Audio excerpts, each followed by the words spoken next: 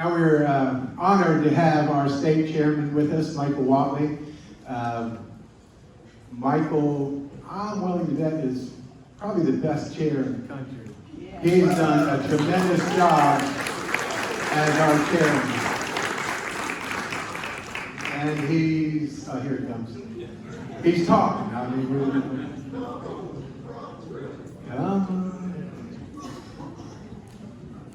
anyway, please welcome our state chairman, Michael Whatley. Give this guy a round of applause for his leadership. So I am so proud to be the chair of your North Carolina Republican Party. And I mean that because I'm a chair who has been given the opportunity to serve this party because you guys voted for me for a 2-year period, and I appreciate it more than you will ever know. But I am one guy, and I have the best staff in the entire country of any state party, but we are 10 people in an office building in Raleigh. And so when we talk about the millions of phone calls that need to be made, when we talk about going out and knocking on doors, when we talk about having 5-minute conversations with undecided voters, it's you. You are the ones that go out and do it. And this is your Republican Party. So thank you for doing that, and thank you for being part of the greatest organization in politics that we've ever seen. You know, every year we hear, this is the most important election of our lifetime. I'm not going to go that far. But what I am going to say is this election is particularly important here in North Carolina from a guardrail perspective. We need to put guardrails around the governor's mansion. We need to put guardrails around the White House up in Washington. We need to put guardrails around our freedom and around our families.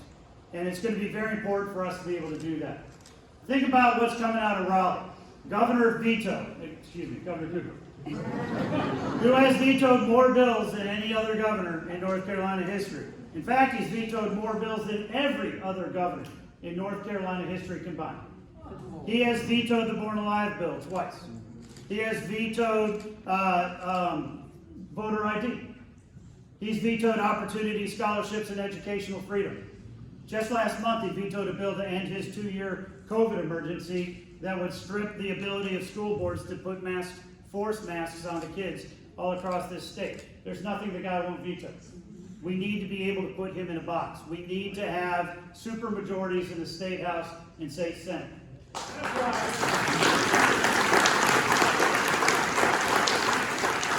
We need to re-elect our state reps and our state senate. We need to hold those seats. We need to add 3 new House members and 2 new Senate members.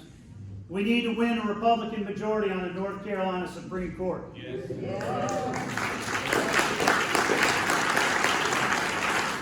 know, last cycle we did a great job. We won 3 for 3 on the Supreme Court, 5 for 5 on the Court of Appeals. We got a majority on the Court of Appeals. This time around, Democrats still have a 4-3 majority. And they're flexing it all the time. Look at what happened with redistricting in the courts. That authority does not lie with the Supreme Court. It lies with the legislature. 2 seats are up, both of them held by Democrats. We win one, we will win both. When we win both, we will have that majority. It'll be absolutely essential. When we win all 4 of the Court of Appeals seats, we will end up having a 12-3 conservative supermajority on the Court of Appeals. Now, when we have a conservative courts and we have our supermajorities in the legislature, then we will be able to tell Governor Cooper, go on back to the bunker in the basement of the governor's mansion and spend the next 2 years being completely irrelevant. On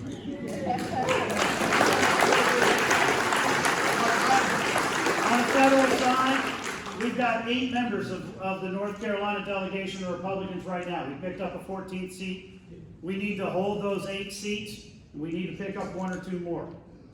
We only have a 5-seat Democrat majority up in Washington, and I really want North Carolina to be the tip of the spear in sending Nancy Pelosi back to San Francisco where she belongs. And we have a Senate race. Richard Burr is retiring, and we have a 50-50 Senate. We have an opportunity to pick up a seat in Georgia. We may have an opportunity to pick up a seat in somewhere like Arizona or Nevada or New Hampshire. But Pennsylvania is going to be a really tough state for us to hold, and it is very likely that the winner of the North Carolina race is going to determine whether we have a Republican majority in the Senate or not. We have a lot of great candidates in that Senate, and you're going to hear from them today. I am very comfortable telling you whoever wins that primary is going to be a candidate that is going to put North Carolina families first. It is a candidate who is going to be tough on China and Russia. It will be a candidate who will protect our southern border, who will fight every day for the Second Amendment, the sanctity of life, and will fight for you and your families. On the Democratic side of the aisle, they have coalesced around the most radical, liberal Chief Justice we ever had on the Supreme Court. Thank God we knocked her out. We do not want her back in the Senate. We have got to be able to hold this seat. It is absolutely critical for us. Now, last month, we found out for the first time ever in North Carolina history, there are more unaffiliated voters than either Republicans or Democrats in North Carolina. We've got 30% Republican, 35% Democrat, 35% unaffiliated. How in the world are we going to win all these races and get our supermajorities and win the court and hold the Senate seat and expand our House? Two things. First off, grassroots.